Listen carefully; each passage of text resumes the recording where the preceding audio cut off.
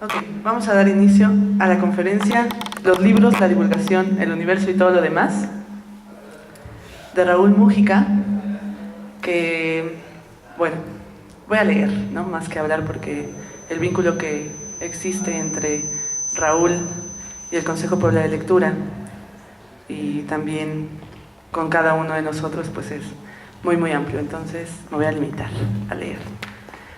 El doctor Raúl Múgica García es licenciado en Física por la Facultad de Ciencias Físico-Matemáticas de la UAP, maestro y doctor en Ciencias por el Instituto Nacional de Astrofísica, Óptica y Electrónica, el INAOE. Es el primer doctor graduado en el posgrado de Astrofísica del INAOE. Tras una estancia postdoctoral en el Observatorio de Estrasburgo, Francia, se incorporó a la planta académica de la Coordinación de Astrofísica del INAOE hace 14 años. Actualmente es investigador titular A y nivel 1 en el Sistema Nacional de Investigadores. Su línea de investigación es sobre núcleos activos de galaxias Surveys. Imparte clases en el posgrado de Astrofísica del INAOE, ha ofrecido cursos de licenciatura en la UDLAB, ha dirigido tesis de licenciatura, maestría y doctorado, tiene investigaciones y publicaciones nacionales e internacionales, fue parte del Comité Evaluador de Libros de Bibliotecas de Aula, y en este se ve que seguramente no está tan actualizado, dice de 2003 a 2006, y sumamos también 2013. Forma parte del Consejo Puebla de Lectura, y como divulgador de la ciencia ha encabezado diversos proyectos como los trailers de la ciencia de Puebla y Morelos, el rescate del planetario de Puebla, Germán Martínez Hidalgo, la Noche de las Estrellas, en sus distintas ediciones, los talleres de ciencia para jóvenes y profesores, la FILEC, Feria Internacional de Lectura en Puebla, falta también el proyecto de Torreón. Tiene un gran interés en mejorar el nivel de enseñanza de la ciencia en los niveles básicos del sistema educativo del país, así como en crear foros y espacios para facilitar el acceso de la ciencia al público en general. Es promotor y artífice de talleres de ciencia para niños, jóvenes y profesores que se han multiplicado en diferentes estados, así como de la Red Nacional de Clubes de Ciencia. Diseñó y construyó el tráiler de la ciencia para Puebla y está en otro para Morelos, y bueno, también está el proyecto de Torreón que decíamos, y son vehículos, todos estos, que llevarán la ciencia a los rincones más aislados de cada uno de esos estados. Pues ahora sí, vamos a comenzar. Ok, buenos días a todos. Muchísimas gracias a los que se desmañanaron hoy, en particular a los que no son mis amigos, porque son como el 80% son mis cuates, y eso si no venían íbamos a tener complicaciones. No importa que ayer se fueran de farra o lo que sea. Entonces, en lo que conectan aquí el proyector, le voy a pedir a Heli que lea esto, que quería que leyeran todos, ahorita lo leerán.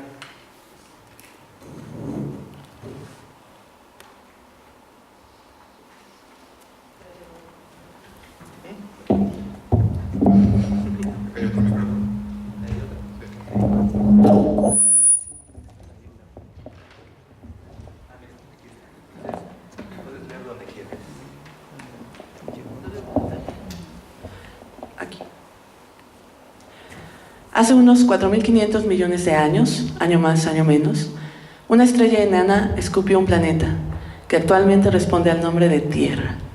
Hace unos 4.200 millones de años, la primera célula bebió el caldo del mar y le gustó, y se duplicó para tener a quien convidar el trago. Hace unos 4 millones y pico de años, la mujer y el hombre, casi monos todavía, se alzaron sobre sus patas y se abrazaron, y por primera vez tuvieron la alegría y el pánico de verse, cara a cara, mientras estaban en eso. Hace unos 450.000 años, la mujer y el hombre frotaron 2 piedras y encendieron el primer fuego, que los ayudó a pelear contra el miedo y el frío. Hace unos 300.000 años, la mujer y el hombre se dijeron las primeras palabras y creyeron que podían entenderse. Y en eso estamos, todavía, queriendo ser 2, muertos de miedo, muertos de frío, buscando palabras. Esto es, ya lo conocen por supuesto, ustedes conocen mejor estas cosas que yo. Esto es Galeano, y entonces imagínense, la doctora me invitó, me dijo, oye, alguien tiene que hablar de divulgación. Dije, bueno, sí, eso sí lo puedo hacer, pero dice, pero es se trata sobre libros, el congreso, sobre lectura. Entonces dije, bueno, ¿qué hago? Bueno, imagínense este texto, imagínense lo que podemos hacer con letras e imagínense lo que podemos hacer con papel. Esto que está aquí, no sé si lo vean, pero es un dragón de 3 cabezas. ¿Sí? El dragón de 3 cabezas me lo regalaron en la Feria de las Matemáticas hace como 5 años, por eso ya está un poquito maltratado el pobre. Entonces, con este tipo de papel, con este tipo de trabajo y ese tipo de texto, yo creo que de los libros deben salir cosas impresionantes. Por supuesto, también salen reformas educativas y salen reformas energéticas que son una barbaridad. Entonces, no era difícil meterme en este contexto de los libros. Aquí, cuando me regalaron este texto, porque me lo regalaron por correo, lo primero que dije es, tiene ahí como 5.000 millones de años de error, por allá le fallaron otros 3 millones. Dije, pero bueno, está bien, dentro de los errores está bonito este poema, ¿no? Y entonces empecé a ver esto de los libros, entonces le voy a pedir, porque lo que yo creo que debemos hacer con los libros es esto. Vean.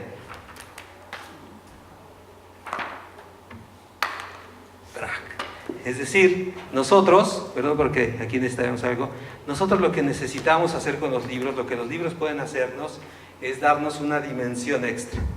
¿Ya vieron? Esto estaba en el libro ahí, estaba ahí metido. Y esto, ¿sí?, que es de 2 dimensiones, los libros nos pueden ayudar a que los muchachos vean que hay otras dimensiones, ¿no? O sea, necesitamos sorprenderlos, eso es lo que hacen los libros. Bueno, ahora sí. No es cierto, todavía no voy a empezar la charla, ¿eh? Entonces, esto no es mi charla todavía, nada más tengo que decirles que yo vengo del INAOE. El INAOE es el Instituto Nacional de Astrofísica, Óptica y Electrónica. Ese edificio que estaba aquí arriba es el edificio que resguarda la cámara Schmidt. La cámara Schmidt, esto que está aquí, siempre decimos que es un telescopio, es el edificio que resguarda el telescopio. Este es el telescopio histórico de Tonantzintla, que hizo muy famoso nuestro observatorio, y esto que está aquí, pues no es el observatorio. Tenía que ponerlo porque esta es nuestra biblioteca. Hay muchas críticas porque los libros no son esféricos, ¿verdad? Y entonces desperdiciamos una cantidad impresionante aquí para guardar los libros. Pero la leyenda dice que el director le decían el pingüino, y entonces, como era el pingüino, hizo muchos edificios que parecieran iglús, ¿no? Bueno, el observatorio de Tonantzintla se inauguró hace más de 70 años. Este es un edificio que todavía existe, histórico, y esta es una foto de esa época. Hace 71 años, está escrito en este texto de Paris Pishmish, y desde entonces hay estas referencias a lo literario en el observatorio. Esta es una, no sé si lo puedan leer perfectamente, creo que le falta una coma por ahí, pero esta es una cita, el Prometeo encadenado. Entonces lo pusieron ahí y en griego, ¿no? Los astrónomos siempre han tenido ciertas locuras. Este es nuestro fundador, Luis Enrique Erro, y también hay una cuestión literaria aquí. No la voy a leer porque está dedicado a una de las astrónomas de aquella época, ¿sí? Entonces pueden ver que el tipo era muy galán, muy galante, entonces no vamos a hablar mal de él. Le siguió en la dirección Guillermo Ar. Justo este año se emitió esta estampilla postal para conmemorar 100 años del natalicio de Guillermo Ar. Y si quieren saber más de la historia de Tonantzintla, también de manera literaria, pues pueden checar este libro de Elena Poniatowska, que fue su esposa, y quizá les sepa algunas cosas ahí, ¿no? Yo me dedico a esto, yo me dedico a estudiar lo que se llaman los núcleos activos de galaxias, y no vamos a entrar en detalles, pero de toda esta imagen que está aquí, todos estos objetos que parecen extendidos, atractivos, brillantes, el más bonito es este punto insignificante que está aquí. Este objeto que está aquí está como a 13.000 millones de años luz de nosotros. Es de los más alejados que hay en el universo, ¿sí? Es un cuásar. Y este que está más o menos cuando el universo tenía 10% de la edad que tiene ahora, que son como 13.000 millones de años, ¿sí?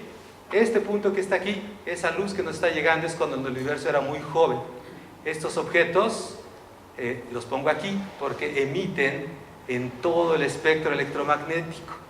La luz, ¿sí? La luz es una onda electromagnética, pero esta luz que vemos nosotros aquí es lo que llamamos el visible, y el espectro electromagnético, la luz, tiene emisión en muchas otras frecuencias, como el infrarrojo, el radio, los rayos X o los rayos gamma. Entonces, estos objetos se emiten en todas las frecuencias, absolutamente en todas, ¿sí? ¿Cómo sabemos que están tan lejos? Miren, esta imagen que está aquí, que parecería una estrella insignificante que no hace nada, ¿sí? Resulta que cuando se descompone la luz a través de, por ejemplo, un prisma, se obtiene esto se llama un espectro, es el espectro de la luz. Y hay citas, por supuesto, de políticos que llegaron al INAOE, a Tonantzintla, que cuando les decía Guillermo Haro, es que yo trabajo con los espectros de las estrellas y las galaxias, decían, uy, qué miedo, ¿no? Entonces, con este espectro sufre, los espectros de la luz sufre, es una onda y sufre igual que todas las ondas. Las ambulancias, por ejemplo, si pasara una ahorita aquí, nosotros sabríamos cuando la ambulancia se acerca y cuando la ambulancia se aleja. Ese es el efecto Doppler. Hay un cambio en la frecuencia de las ondas y con eso nosotros podemos determinar o estimar la distancia a la que se encuentran estos objetos. Este es un modelo bien sencillo para explicar este tipo de cosas. Este es el núcleo de una galaxia, es la parte más central, y en la parte más central de ese núcleo hay un agujero negro supermasivo que tiene como 1.000.000 de veces la masa del Sol. Alrededor de él, debido a la fuerza gravitacional, está cayendo material, y ese material entonces genera emisión de rayos X. Y después de la emisión de rayos X, bueno, hay un toroide aquí que lo que hace es que enrojece la luz y hay emisiones del infrarrojo. Y en fin, hay muchas otras componentes.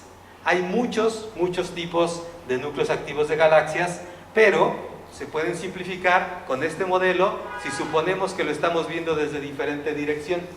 Es lo que se llama un modelo geométrico. Entonces, desde aquí vemos el disco oscuro, desde aquí vemos un jet, desde aquí vemos la emisión de rayos X.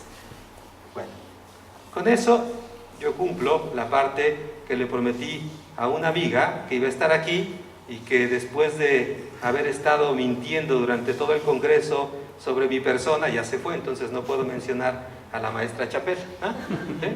Entonces descubrimos en el INAOE en Tonantzintla cosas como estas también que son muy interesantes, que se llaman lentes gravitacionales, y es justo eso, es una lente. Imagínense un objeto muy lejano que está perfectamente alineado con nosotros y una galaxia que tiene una masa muy grande. Nuestra galaxia tiene como 100.000 millones de soles, como 100.000 millones de veces la masa del Sol. Entonces, cuando la luz de este objeto que está aquí va para acá, debería seguirse derecho y nunca llegar a la Tierra. Resulta que por la fuerza gravitacional llega aquí y es desviada la luz, y entonces nos llega. Igual sucede con la luz que tendría que salir en esta dirección, y entonces pasa por aquí, es desviada y llega aquí a la Tierra. Y lo mismo en cualquier otra dirección. De tal manera que aquí desde la Tierra nosotros no vemos un punto, sino lo que vemos es que esta luz que llega aquí parece que está llegando de aquí. Y entonces se forma esta cosa que se llama un anillo de Einstein. Y hay muchas de estas cosas en el universo. Esto lo predijo Einstein para comprobar su teoría de la relatividad. Cuando no están perfectamente alineados estos tres cuerpos, entonces no se forma un anillo, sino se forman imágenes múltiples. Estas imágenes que están aquí son la imagen del objeto que está aquí. Y estos dos objetos que están aquí, que descubrimos en Cananea, en otro de nuestros observatorios, pues tienen el espectro muy similar. Es decir, es el mismo objeto y lo estamos viendo multiplicado, ¿no? Bueno, entonces Luz Chapela me había dicho eso. Me había dicho, por favor, háblanos del universo. Y entonces fue bien complicado porque Alma Carrasco me dice, háblanos de divulgación y de los libros. Luz Chapela me dice, háblanos del universo. Erika Burgos, no iba a decir su nombre, pero otros amigos que tenían fiesta ayer me dijeron, oye, que por favor la charla sea inocua, por favor, porque es muy temprano, entonces vamos a estar dormidos, entonces así no nos perdemos de nada. Y entonces hacer todo eso resultó bien complicado, ¿no? Este es el título que les explicaré al final por qué le puse así. pero en realidad podría haberle puesto este título, ¿sí? Yo soy víctima del 19 de julio. O podría haberle puesto este, que me gusta más. Me fumé el apocalipsis, porque a todo lo que están viendo ahora, seguro estarán diciendo algo se fumó desde temprano, ¿no? Pero también me gusta este, que se llama Leyendo a la sombra de un telescopio. Pero ni me fumé el apocalipsis, ni Leyendo a la sombra de un telescopio son míos, ¿sí? Esos ahorita también les explicaremos por qué estaba en este dilema. Bueno, empezaremos con los libros, ¿sí? Los libros, ojalá, esta es una cosa de verdad como de primer mundo, es impresionante. Si quieren les digo dónde la encontré, pero les quiero platicar en realidad sobre el 19 de julio de 2003. El 19 de julio de 2003 yo estaba tranquilamente en mi oficina hablando de núcleos activos de galaxias con otros 30 investigadores de todo el mundo, ¿sí? Con mis amigos, colaboradores. Estaba feliz, estaba de verdad feliz platicando, y llegó una llamada a mi oficina. Bueno, sí. Oye, Octavio Cardona me dijo que tú eres el indicado. Sí, ¿quién habla? Perdón, ¿no? Mira, soy Alma Carrasco, ¿sí? Hablo del Consejo Pueblo de Lectura, estamos en el proceso de selección de libros, bla, bla, bla. Entonces dije, bueno, libros, sí, está bien. Oye, y nos encontramos, o sea, yo no sabía lo que estaba haciendo, ¿sí? Desde luego. Y entonces yo estaba distraído con el congreso, con este taller, me encuentra Alma Carrasco, me distraigo y concertamos una cita. Entonces llegamos a una cita y me empieza a hablar del proceso de selección de biblioteca de aula y me dice, mira, tenemos que buscar libros de este tipo para la colección y deben tener todo esto, ¿sí? Debemos buscar diversidad de géneros, equilibrio entre géneros. O sea, me empezó a platicar todo esto que ustedes saben, mucho mejor que yo, y me dijo, tenemos que desarrollar esta colección porque está en todos los salones de clases. Mira, entonces necesitamos libros para leer en voz alta, dialogar, escribir, que causen polémica, que vean a discutir visiones del mundo. En fin, me dijo todo esto, ¿no? Y dice, que promuevan la investigación científica. Entonces, en ese instante yo tenía que haber dicho, no, o sea, me voy de viaje, tengo otro congreso. Pero no se me ocurrió, ¿sí? Y véanme ahora, 14 de septiembre, 8:30 de la madrugada, hablando de libros, ¿no? Entonces, la primera regla, porque vamos a darles reglas en esta charla, es no mirarla a los ojos. La doctora Carrasco es encantadora de serpientes. Entonces, así nos ve y entonces nos movemos, ¿sí? Ahí nos sigue, nos domina. Entonces, la primera regla es eso. Primero, mejor no la encuentren, mejor todo por teléfono, aunque ahora ya sus poderes se han extendido también por teléfono, pero por favor, no la vean a los ojos, ¿ok? Bueno, después ya me convenció de trabajar en esto, por supuesto, y yo no sabía nada, pero encontramos muchas cosas similares entre los libros que queríamos, porque ya llegué ahí, y entonces encontré los libros de Julieta Fierro, los libros del Fondo, los libros de Juan Tonda, los libros de muchos divulgadores, y muchos libros que yo había revisado cuando era más joven. Y entonces empezamos a trabajar, ¿sí?, en esta cuestión, empezamos a buscar qué era un buen libro. Yo le dije a Alma Carrasco, lo único que yo puedo en este instante es revisar que los contenidos, que el concepto pues sea lo más adecuado posible. Para mí no hay menos adecuado, más adecuado. Dije que el rigor en el concepto sea el que necesitamos para promover la ciencia, ¿no?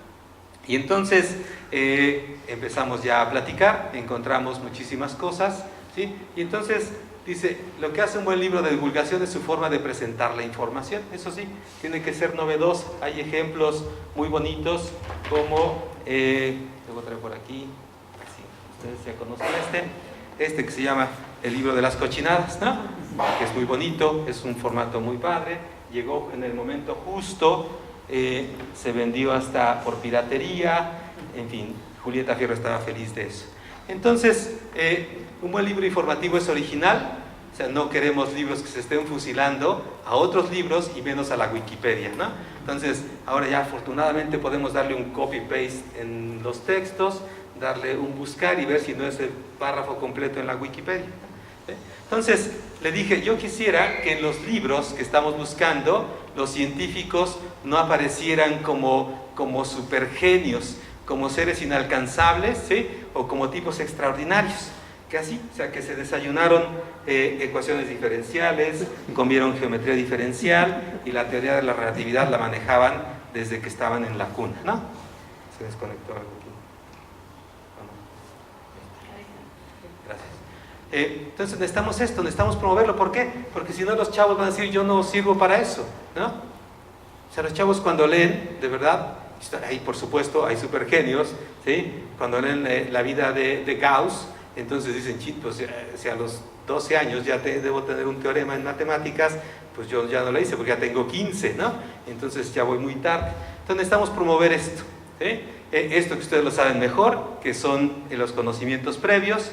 Queremos que el libro de divulgación nos atrape y queremos que sea perdurable.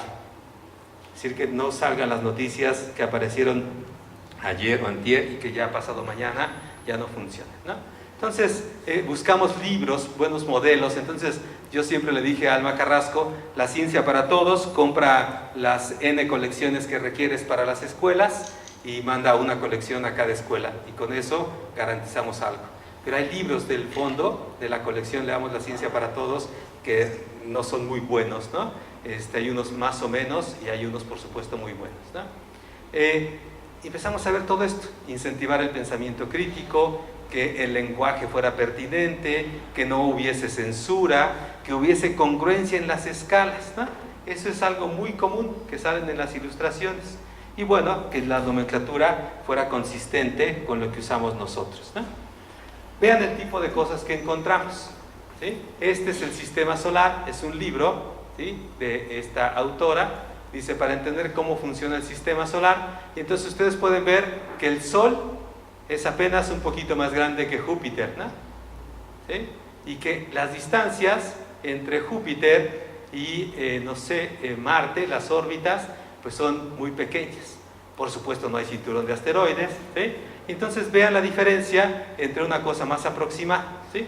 Esto que está aquí, esto es lo que se llama el sistema solar interior, es decir, es todo esto.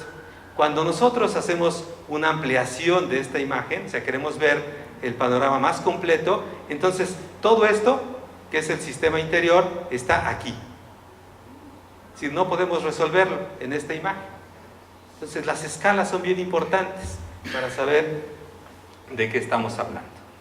Y entonces me volví tan exigente que me fui a revisar un capítulo que había publicado por el eclipse del 91 y encontré que para explicar el movimiento de una superficie esférica, esto en principio podía ser un planeta, entonces les dije, imagínense una hormiga que quiere caminar sobre esta superficie, entonces no puede atravesar directamente de A a B, tiene que seguir siempre por esta superficie, las famosas geodésicas.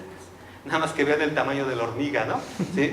Entonces, bueno, pero eso fue en el 91 y no conocía a Alma Carrasco. Y entonces, les traigo ejemplos de astronomía. Vean por qué la luna cambia de forma y vean este telescopio. Este es el telescopio, pero el niño está emocionadísimo viendo por lo que se llama el buscador del telescopio. Es decir, tiene un telescopio grandote y él está viendo por el pequeño, ¿no? Imagínense este que está aquí, que les dice, con ayuda de un telescopio podemos ver a Venus con mayor detalle. Pero este es uno de los telescopios que hay, ¿sí?, en los sitios turísticos. Así que son más bien como binoculares, ¿no? Entonces no sé cómo vamos a ver a los planetas, pero bueno. Lo más grave es cuando encontramos esto. Vean, esta es la explicación de las fases de la Luna. La mitad de la Luna es iluminada por el Sol. Entonces la mitad es iluminada por el Sol. Y la mitad está en la sombra, ¿sí? Diferentes cantidades de la cara de la Luna quedan iluminadas dependiendo de dónde esté la Luna. Por eso parece que la Luna cambia de forma. ¿Es claro? Perfectamente, ¿no? O sea, ya entendimos todas las fases de la Luna, ¿no? Pero entonces, si siempre está iluminada la mitad de la Luna, ¿cómo es que después ya solamente es una fracción de la Luna la que está iluminada? Diferentes fracciones. ¿Es siempre la mitad? ¿O va cambiando? Bueno, pues es siempre la mitad. Si este es el Sol y aquí está la Luna, siempre está iluminando aquí, ¿sí?, la mitad. O sea, no importa que la Luna, si aquí está la Tierra, ven Kelly.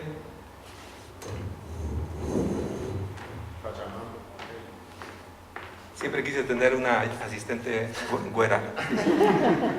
Entonces, si ella es la Tierra, ¿sí?, y yo soy la Luna, entonces ahí me está dando siempre la mitad, pero desde donde ella me está viendo, solo va a haber un pedazo iluminado. Y dependiendo de si yo estoy aquí o si yo estoy aquí, ella también está dando vueltas. Cuando estoy aquí, me ve completamente iluminado. Me ve la cara iluminada, no me ve la cara de otra cosa. Nada más iluminado, ¿sí? Y cuando estoy de este lado, va a ser lo mismo, pero cuando yo estoy... Es un eclipse, ¿sí? Ese es un eclipse, perdón. No, pero esta es la cámara. Y entonces, resulta que cuando yo estoy aquí, ¿sí? Y ella está aquí, no ve ninguna fracción de mi cara iluminada. Ese es cuando nosotros tenemos luna nueva. Cuando estoy del otro lado de luna llena. Pero siempre está iluminando la mitad, entonces... Gracias. Entonces, aquí, simple, con esta cosa que queremos, que quieren los autores, queremos los escritores, siempre simplificar, lo hacemos al extremo y mal. Encontramos cosas como esta en las traducciones. De verdad, traducciones malísimas, con sulfuro, con silicón, pero aquí le dice, ¿no? Mira, Sanx, yo no tengo problema con el uso de mi poema de Raven, lo que no me gusta es tu traducción al español, ¿no? Pues, ¿qué tiene de malo que se llame el chichicuilote? Le dice el Santos a Edgar Allan Poe, ¿no? Bueno, este es un regalito, y es un regalito de la doctora Carrasco.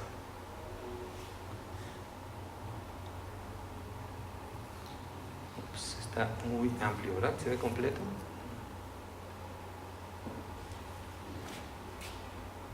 ¿Ahí se ve completo?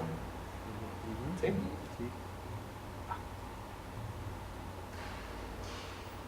Entonces, mi asistente, porque voy a aprovechar que tengo asistente, va a leer y yo le paso. El astrónomo.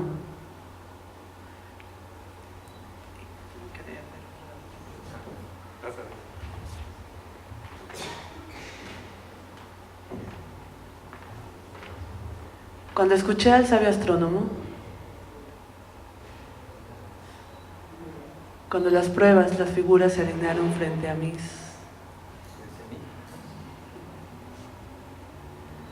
cuando me mostraron los mapas celestes y las tablas para sumar, dividir y medir, cuando sentado escuché al astrónomo hablar con gran éxito en el salón de conferencias, de repente, sin motivo, me sentí cansado y enfermo, hasta que me levanté y me deslicé hacia la salida para caminar sola, en el místico aire húmedo de la noche. Y de cuando en cuando, mirar en silencio perfecto a las estrellas. Bueno, este es Walt Whitman, ¿sí? Y lo malo de todo esto es que dice, al final, es un libro muy bonito, doctora, muchas gracias por el libro, ¿sí? La imaginación es más importante que el conocimiento. El conocimiento es limitado, la imaginación envuelve al mundo. Y entonces todo iba bien, porque yo les podría preguntar cuál es la interpretación de este texto para ustedes. O sea, ¿qué significa? ¿Sí? Bueno, aquí podríamos explicar con dos que se levantaron y se salieron, de que están escuchando al astrónomo y ya están hartos y se van porque no quieren saber nada del universo ni de los núcleos activos de galaxias, ¿no?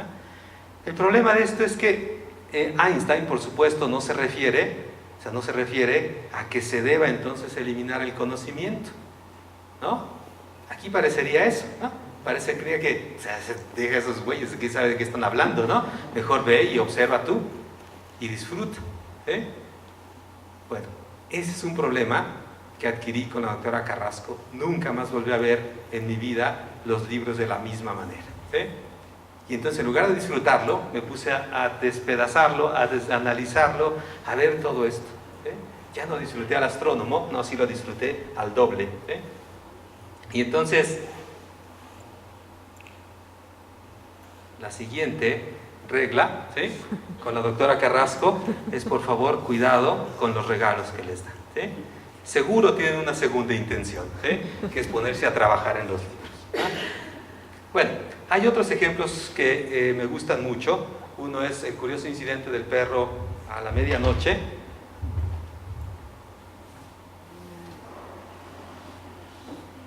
Que afortunadamente ya está en la biblioteca de aula. Entonces es un libro muy bonito porque además empieza en el capítulo 2 y se sigue con el capítulo 3 y luego con el 5, y luego con el 7, y luego con el 11, y luego con el 13, y luego con el 19, no, 17, 19, luego 23, luego 29. Eso, 29. Este es un libro sobre un autista, entonces aquí ya encontramos uno. ¿Eh? No, no es cierto. No es cierto. Este es un libro que los capítulos son números primos, ¿sí? Y entonces es un libro literario, pero donde yo aprendí muchas matemáticas, como por ejemplo este caso que se llama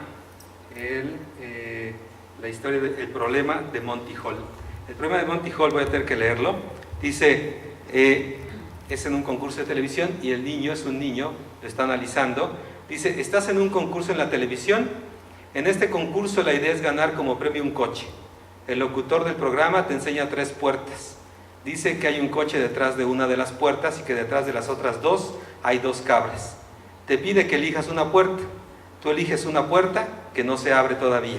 Entonces el locutor abre una de las puertas que tú no has elegido y muestra una cabra, porque él sabe lo que hay detrás de las puertas. Entonces dice que tienes una última oportunidad de cambiar de opinión antes de que las puertas se abran y consigas un coche o una cabra. Te pregunta si quieres cambiar de idea y elegir la otra puerta sin abrir. ¿Qué debes hacer? ¿Ustedes qué harían? 3 puertas, en 2 puertas hay una cabra en cada una y en otra hay un auto. Abren ustedes, o sea, ustedes escogen una y él sabe dónde están las cabras y entonces abre la que tiene una cabra y les dice, ¿quieres cambiar o te quedas con eso? ¿En cuál tendrían mayor posibilidad de sacarse el auto? ¿Se quedan o cambian? Levante la mano quien se queda con la puerta. Levante la mano quien cambia la puerta. Ah, ok, 2, porque dije 4 ya salieron por ahí. Y los que están dormidos, digo nada más porque los números no me salen, entonces, bueno, este es un problema muy bonito que sería bueno que lo leyeran, ¿no? ¿Sí? Léanlo, porque yo aprendí este problema, el de Monty Hall, y les puedo adelantar que la mayoría, que ahorita levantaron la mano, están equivocados, pero tiene un montón una historia impresionante, porque quien lo resolvió bien era una americana que tenía un coeficiente intelectual muy alto, y entonces los investigadores en matemática, los doctores, los genios, la acusaron públicamente, le pidieron que se retractara de lo que había dicho, porque estaba acabando con las matemáticas, y con el amor por las matemáticas, y con la investigación de las matemáticas, y después tuvieron que retractarse ellos, ¿no? Bueno, otro ejemplo son estos libros que hemos encontrado que se promueven menos. Vean, este es un libro, es este libro que está aquí, es una serie que se llama La ciencia en la Edad Media, y son ejemplos, traen unas pocas páginas sobre cada uno de las investigaciones. Este es el caso de Paracelso, pero a mí y a los chavos que hemos visto les gusta porque trae la imagen del texto original por aquí, trae unas notas, trae aquí personajes, ¿no? Y ligas a otros libros y al mismo libro, y trae algunas cosas como algunas palabritas por aquí. Pero lo importante de esto es que respeta el lenguaje que viene aquí. Entonces, vean por ejemplo cómo era Paracelso, ¿no? No me importa que me reprochen ser ignorante o apasionado. Sé que su habilidad y su sabiduría médica se podrá medir por la estima en que tengan mis obras, ¿no? O sea, por eso es que lo acusaban de soberbio, ¿verdad? ¿Sí? Pero entonces así vienen estos textos, son muy bonitos, ¿sí? Y además trae aquí un formato como de cuaderno, ¿no? Ahí cuadriculado eso. En fin. Entonces, empecé ya después a ver esta parte de la literatura y la ciencia, o la ciencia y la literatura, porque esta es una complicación, lo vemos de aquí para acá, de aquí para acá. Entonces hay varias opciones. Entonces, una sería pues estudiar la literatura y la ciencia, toda la cuestión de literatura científica, el estudio científico de la literatura, o sea, todos los artículos que hay, ponencias, todo lo que sale en congresos, etcétera, reportes, la literatura inspirada en la ciencia, o la ciencia inspirada en la literatura. Hay muchas vertientes en esto de ciencia y literatura. Entonces, ayer le preguntaban a Ana Garralón cómo hacer para que de los libros informativos se pudiera motivar a los literarios. Entonces, no entendía muy bien esta parte, entonces pensó que era cómo motivar la lectura a partir del libro informativo, pero sí, la pregunta sí se puede contestar de esta manera, es decir, cómo motivar la lectura literaria a través de textos informativos. Este que ven aquí, por supuesto, no es Ciencia para Nicolás, así se llama el libro, Ciencia para Nicolás, que también es uno de mis favoritos en esta cosa, ¿sí? Es este. Bueno, en este encontré este texto, que ¿de quién es? Pues de García Márquez, ¿no? Y entonces, la onda con este texto es que Carlos Chordá lo utiliza en Ciencia para Nicolás para explicar un poquito, para poner ejemplos de cómo vemos en la sociedad a los científicos, como tipos excéntricos, con la mente perdida, obsesivos y con indiferencia por todos los demás, ¿no? Pero además, o sea, todo lo que vieron en el texto anterior, la conclusión a la que llegó es que la Tierra es redonda como una naranja. Y entonces también sirve para ejemplificar, ¿sí?, los problemas resueltos. Es decir, un científico, antes de dedicarse a estudiar un problema, lo que hace es ver si no ha sido resuelto previamente. O sea, no nos gusta resolver problemas que ya fueron resueltos, ¿sí? Y entonces, para eso le sirve a Carlos Chordá el texto de García Márquez. Y así tiene muchos otros. Después di un brinco muy bonito hacia los cómics, ¿no? Hacia Superman, y entonces ver desde dónde llegan, cuándo llegan, y cuál es la justificación de todos los superpoderes de Superman, ¿no? Pero de Superman se puede uno brincar a esto, ¿no? A toda la cuestión de las mitologías, ¿no? Entonces esto es Gilgamesh. Aquí por ahí hay un editor, pero si pueden ver, este libro seguro no pasaría por ningún editorial ni por la biblioteca de aula, ¿no? O sea, aquí lo podemos acusar de que el soporte físico no es adecuado, de que la letra es muy pequeña, de que, no sé, de que debe tener ahí algunos terminajos que no usamos en este país.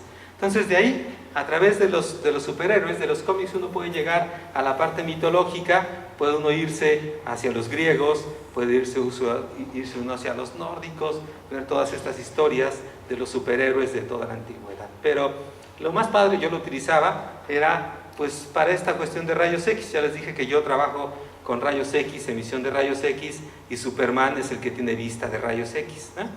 Y entonces de ahí venía, teníamos que explicar a la gente los rayos X, si no, pues ¿qué íbamos a hacer? Y entonces el pretexto era Superman para explicar la historia de Wilhelm Röntgen, del tubo de rayos X, la mano de la esposa, ¿sí?, la primera imagen, y de ahí nos tenemos que brincar a las observaciones en rayos X. Los rayos X se quedan todos allá arriba en la atmósfera, allá se los come la atmósfera, y entonces hay que mandar globos o hay que mandar satélites para poder detectar la emisión de rayos X del universo.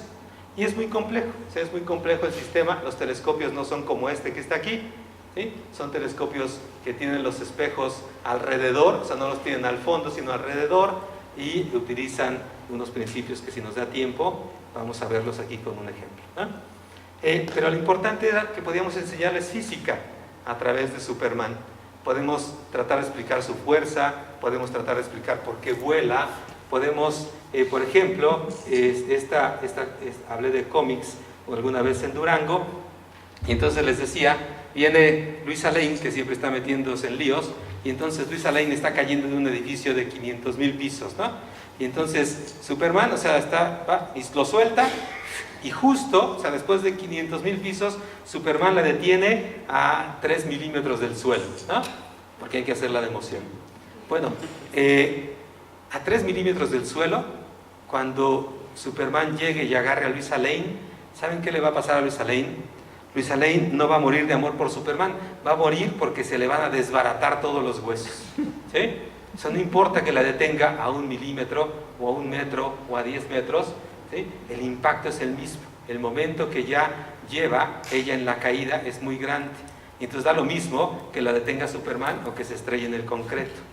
Y entonces platiqué esto en un congreso también con muchos profesores y 4 años después me dice que es el ejemplo que utiliza para enseñar caída libre, momento y otros conceptos de física con sus muchachos, ¿no? Lo cual me agrada. Pero esta es la mejor aplicación de los rayos X de Superman, ¿sí? A muchos nos sirve, ¿no? Bueno, hay muchos otros. Spider-Man es mi héroe. O sea, después ya que siempre digo que vi que Superman era un fraude, pero Spider-Man es héroe porque era un estudiante de física, ninguna chava lo pelaba, ¿no? Por nerd, porque además siempre no tenía chamba para invitarles algo, porque siempre llegaba tarde a todos lados, en fin, ¿no? Están los Cuatro Fantásticos. Los Cuatro Fantásticos son fantásticos para explicar física. Por ejemplo, la mujer invisible. Perdón, es que me quedó un láser. Entonces, la mujer invisible, nosotros podemos utilizar su caso para explicar la parte de óptica. Esto es lo que se llama la refracción. Y la refracción la podemos... El asistente... Algo le sucedió. No, ven aquí. Esto que ven aquí no es un líquido exótico, ¿sí? Lo traje desde casa porque tenía que... miren, no sé si lo vean, pero podemos echar un poquito de humo. Es tal vez el momento, solo un poquito. Esto simplemente es la refracción. Y entonces si ustedes tienen un haz que no vemos aquí, que también explicar por qué nada más vemos el puntito aquí, ahí podemos ver toda la trayectoria, ¿ya? Aquí. A ver si no nos corren. Entonces vean, ustedes pueden ver, ¿sí? Que hay una parte que es refractada y hay una parte que es reflejada, ¿sí? ¿Ya vieron? Entonces cuando pasa la superficie se desvía, ¿sí? Y una parte sube en el mismo ángulo y otra parte va hacia abajo, ¿no? Pero hay otro efecto más bonito. Lo detienes en la orilla porque tengo que iluminarlo por abajo, aguas, ¿eh? Entonces hay un punto, ya vieron, en que hay una cosa que se llama la reflexión total, ¿sí? Hay un haz que está por ahí que ya no sale un pedacito, pero ahí ya no está, ¿no? Y entonces tiene esta cosa, ¿sí? Tiene y se refleja completamente, ¿no? ¿Listo? No, tú vas a seguir fumando, ¿verdad? No. Lo apagamos poquito, sí, vamos a necesitarlo, ¿sí? Bueno, ese es el efecto del famoso lápiz quebrado, es una cuestión de refracción. Entonces imagínense a la mujer invisible, cuando se vuelve invisible, que nadie la ve, ¿sí?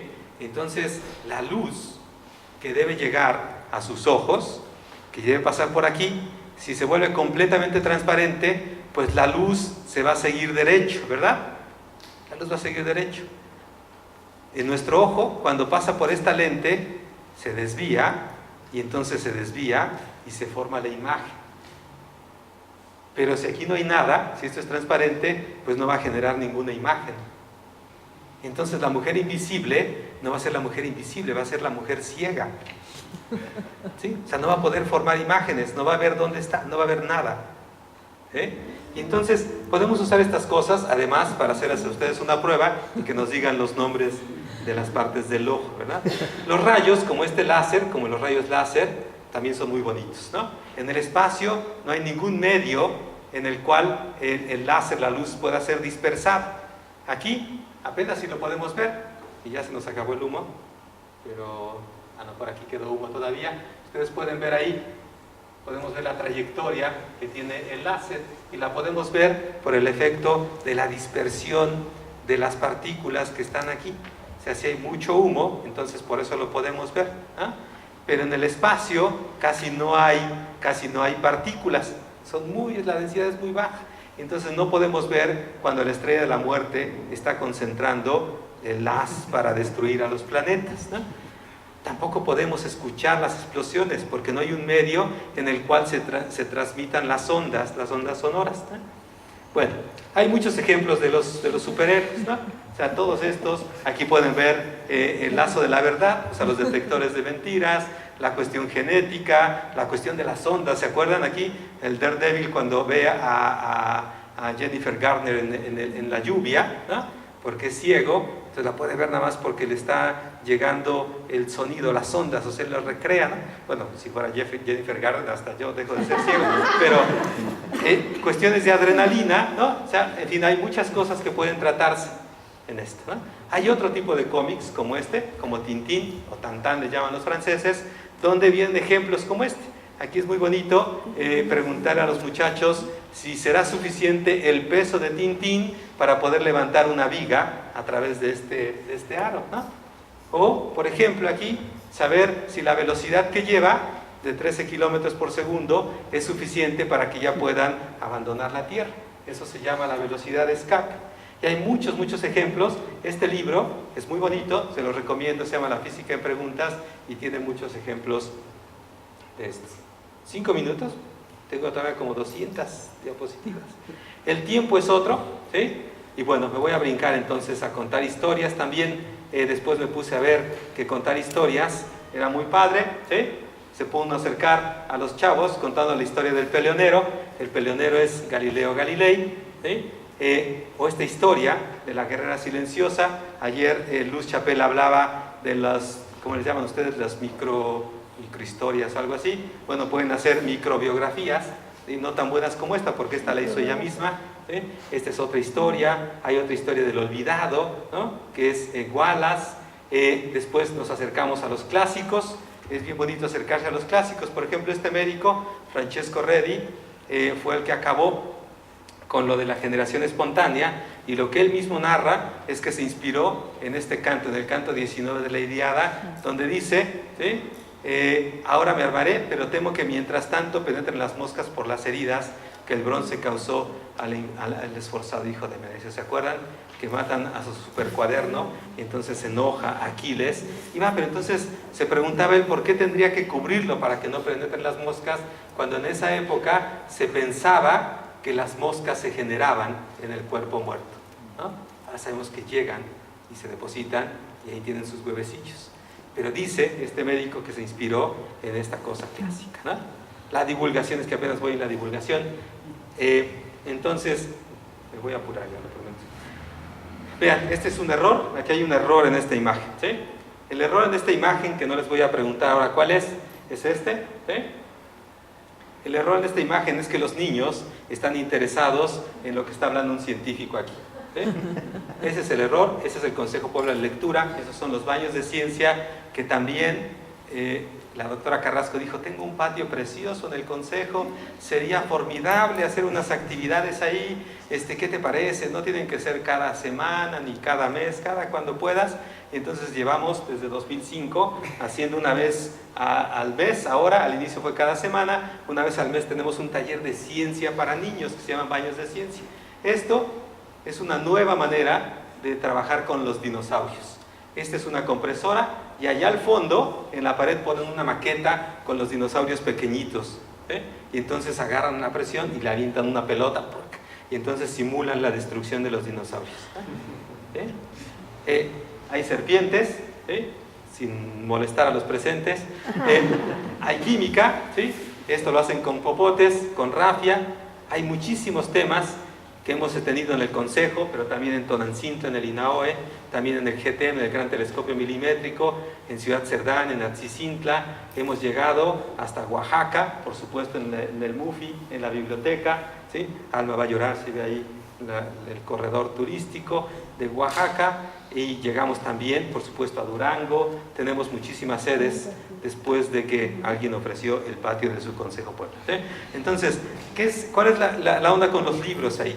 O sea, la onda con los libros es que al final de cada taller se pone una mesa con libros del tema, y lo más atractivo de los libros del tema, o sea, no era que los niños salieran, los niños acababan su taller, iban, brincaban y todo, era que los papás que llegaban a esperar a los niños estaban alrededor de la mesa, y los niños, el que quería meterse tenía que empujarlos, ¿no? Entonces, esa es la relación con estos libros. En todas las ferias de ciencias donde andamos, va el Consejo Puebla de Lectura cuando puede. En el taller de ciencia para jóvenes, en el taller de ciencia para profes, hay talleres de lectura para los chavos, y para los profes, ¿sí? Yo creo que voy a cerrar con este video entonces. Hay mucho más porque faltaba todo lo demás se va a tener que quedar pendiente, pero si quisiera que vieran esto, ¿sí? Porque aunque no está la maestra Chapela, después arreglo cuentas con ella, pero sí quisiera que vieran esto, por favor, ¿sí? Igual puedo aprovechar, tiene música, pero qué mejor que mi voz para amenizar esto. Entonces, este es una simulación del Museo Americano de Historia Natural y se alcanzaron a leer, todas las imágenes que están ahí son basadas en información astronómica real, digamos, ¿no? ¿Eh? Entonces empiezan en los Himalayas y empezamos a salir ahí, ¿no? Todos estos son los Himalayas, estamos viendo hacia el norte, si mal no recuerdo, y es como un resumen de lo que se conoce ahora en astronomía.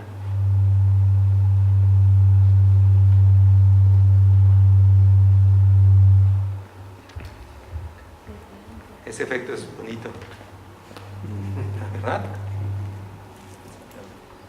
Bueno, esta es la Tierra, ya lo vieron, estábamos por ahí. Y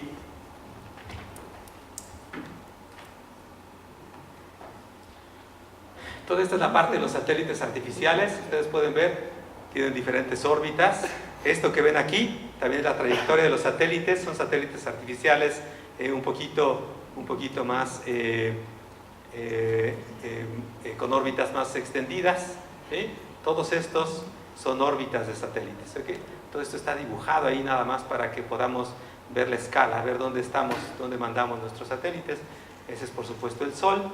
Un segundo después, ¿sí? Un segundo después tendríamos la órbita de la Luna, ¿sí? Si viajamos a la velocidad de la luz, en un segundo esta sería la órbita de la Luna, y después aquí podemos ver la órbita de la Tierra alrededor del Sol, y podemos ver las órbitas de los otros planetas, ¿sí? Estos son los otros planetas, y entonces ustedes podrán ver, comparar mejor que hace un rato.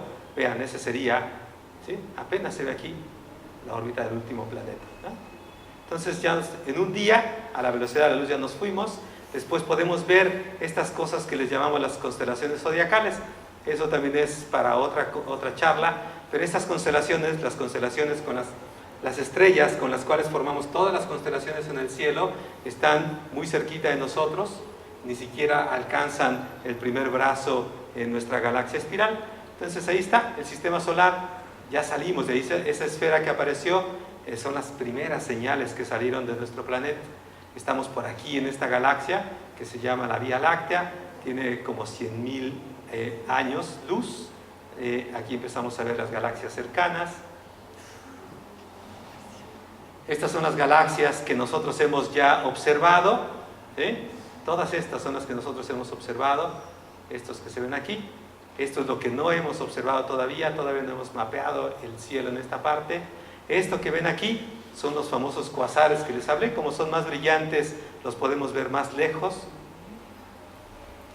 y podemos llegar hasta lo que conocemos ahora, el límite del universo, que es este fondo que se ve ahí, es esa esferita, es el fondo de radiación cósmica de microondas, y ahí eso es lo que creemos que es este universo en el que vivimos. Y ahí va de regreso, ¿sí? Esto, estamos otra vez humo. Esto, y si me ayudas también aquí, no a fumar, sino que fume Heli. Ah, ¿tú fumas? Como sé, todos fumamos, ¿no? Entonces, todo eso, lo que yo traje, que es esta parte, no quiero desperdiciarla, porque un lío, es que este es un telescopio, pero este es un telescopio que lo hacemos partido a la mitad, ¿sí? Entonces ustedes ven que aquí está partido a la mitad. No, ¿tú quieres prender la luz? No, porque justo necesito esa parte, necesito que esté oscuro. Entonces, ahorita va a ser más o menos. No, sí, está bien. Hay ni modo que vas a decir que no, que te estás sacrificando, ¿no? Y entonces, todo el mundo cree que dentro de los telescopios hay seres pequeñitos que agarran las imágenes y nos las amplían y todo. Eso vamos a acabar con ese mito hoy. Vean, un telescopio como este, que es un newtoniano, lo que tiene es un espejo aquí, un espejo parabólico, y tiene un espejo plano aquí, que es una diagonal, y entonces la luz llega por aquí. Entonces podemos, por favor, ahora sí, ¿entendés? Si la pueden echar hacia acá. Y entonces lo que sucede es que cuando llega la luz a esta parte, ¿sí?, lo manda ahí al fondo, lo regresa y lo manda aquí, ¿no? ¿Ya lo vieron? ¿Sí? Tiene que estar alineado, por supuesto, hagas con nosotros, René. No, no es cierto. Si le toca uno te queda ciego, pero... ¿sí? Entonces, ¿ya vieron? Así es como funcionan los telescopios. No tiene nada de extraordinario. Nosotros, ya, no exageres. Entonces, nosotros lo que hacemos es poner el ojo aquí, aquí traigo la lente. Perdón, no sé. Lo que hacemos es poner el ojo aquí, ponemos la lente, aquí va un ocular, y entonces nos asomamos por aquí. Y entonces lo que está haciendo este telescopio, lo que hace es que amplifica la capacidad de nuestros ojos, la capacidad colectora.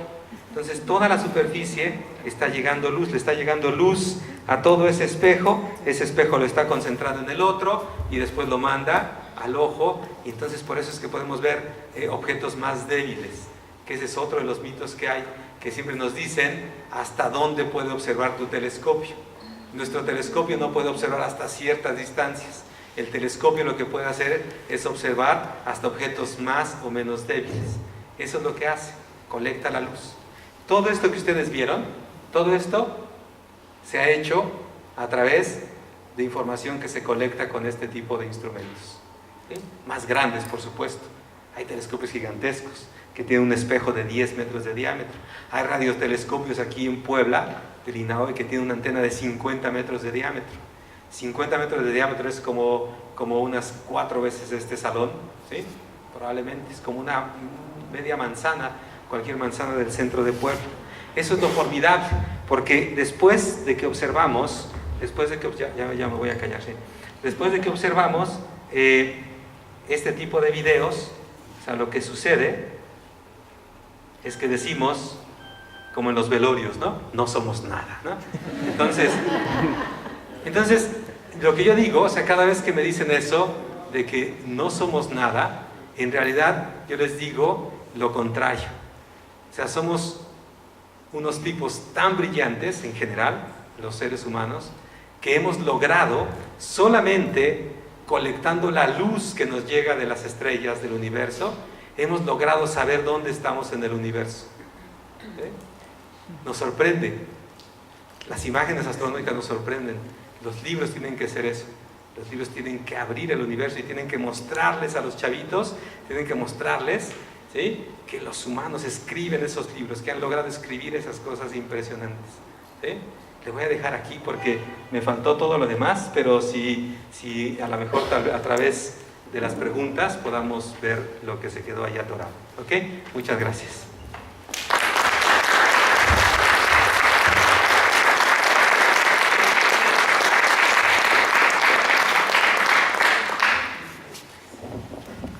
Están pasando ahora las chicas a pasar unas tarjetas, si alguien tuviera alguna pregunta. No así de viva voz, ¿no? En lo que llegan, yo les voy a hacer los anuncios. La Noche de las Estrellas es una invitación a observar el universo, por supuesto. Los hemos hecho desde 2009. No te vayas, doctora, porque las conclusiones tienen que ver contigo, ¿sí? Si no te vas a escapar tan fácil, ¿no? 9 de noviembre, en todo el país hay como 50 sedes y va a ser la quinta edición de Noche de las Estrellas. El tema es el universo y el agua. Y aquí justamente, aquí en Puebla va a ser en Ciudad Universitaria. Va a haber una sede en Atlisco también, en La Carolina, va a haber una sede en Ciudad Cerdán, hay sede en Durango, Mérida, Tuxtla Gutiérrez, Tapachula, son 50 sedes, no me las sé, pero es en todo el país. ¿Ok? Aquí seguimos con todo lo demás.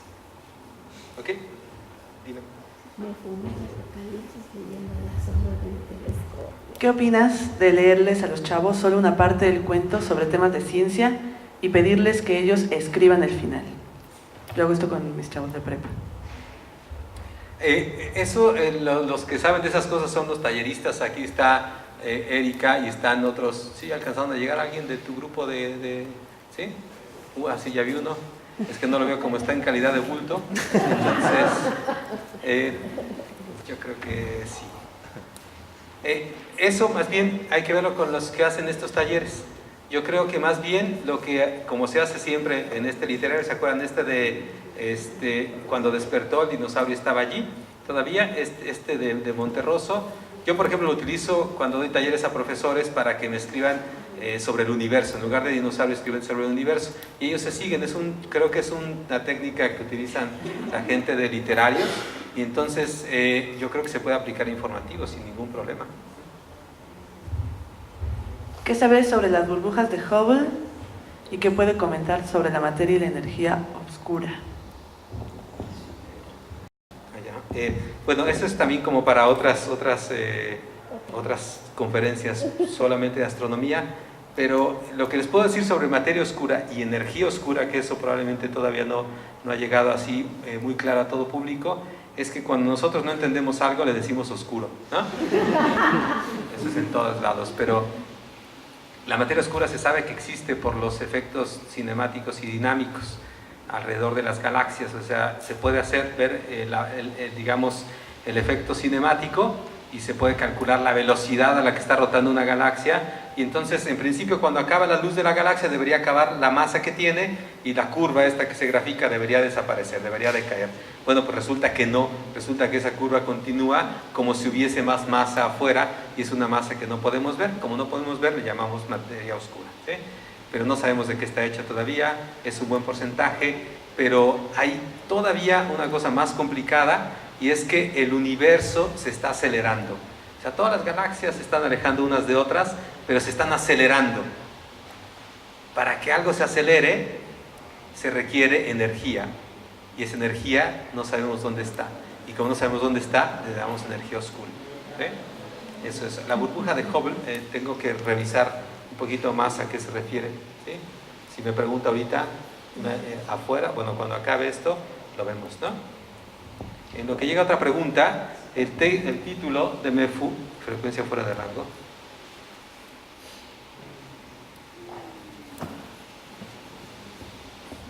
¿Por qué frecuencia fuera de rango? O allá, o acá. Bueno, me fumé el Apocalipsis, o leyendo a la sombra de un telescopio, se refiere a la FILEC, la Feria Internacional de Lectura. Me fumé el Apocalipsis es el título de una canción de un grupo francés que llegó hace 3 años. ¿Fue 3 años? Los franceses. Y tengo una canción que se llamaba así, Me fumé el Apocalipsis, y por eso, y es que en la FILEC nos fumamos el Apocalipsis, ¿no? Porque es una cosa extremadamente loca, porque llegan 20,000 personas en 4 días, porque hay, no sé, casi un centenar ahora ya de talleres, porque se abren los telescopios, porque hay científicos, porque hay escritores, porque hay divulgadores. Son 4 días en el INAOE, es la única feria en todo el planeta, nos lo han dicho, que se organiza en un observatorio, y es el único observatorio en todo el planeta que nos han dicho tiene una feria de libro. No sabemos si tenemos el próximo año, porque tenemos que acabar primero este congreso, ¿verdad, doctora? Para pasado mañana la doctora ya tiene energía otra vez, entonces ya pensaremos en la FILEC, ¿sí? Y bueno, ahí vemos los telescopios, es que ahí algo pasó. Bueno, FILEC tiene que ver con la regla 3, porque vamos, ¿cuánto tiempo tenemos para las preguntas? Ah, perfecto. Yo acabo. Ah, perfecto. Entonces, la regla 3, porque esta cosa de FILEC la iniciamos, por supuesto, con el Consejo Popular de Lectura, es que yo le dije, oye, mira, yo sé que en el Congreso de 2002, este mismo fue en 2002, me platicó Alma, hicimos una feria y salió muy bien y bla, bla, bla, y alguien me dijo en el INAOE, ay, mira, aquí sería un lugar muy bonito para una feria, no sé, después ya les platicaré la historia real, pero entonces empezamos a hablar sobre una feria en el INAOE, y entonces la regla 3 es que cada quien platica de acuerdo, no a como le fue en la feria, sino al tamaño con el que concibe su feria, ¿no? Entonces es importante cuando hablen con la doctora Carrasco que establezcan bien las escalas, de qué escalas están hablando, qué escalas habla ella, qué escalas hablan ustedes, por favor. Un comentario, desgarramiento del universo. Desgarramiento del universo. No sé. ¿Quieren que diga mi opinión? Es una frase muy bonita. No, de verdad. Está muy bonita esta frase, desgarramiento del universo, pero pues acuérdense, el universo no es un cuerpo sólido, entonces no entiendo esa parte.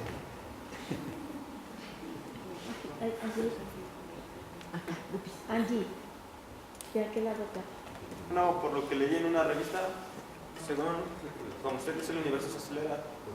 Una teoría afirma que va a llegar el punto en que toda materia se va a desgarrar, los átomos se van a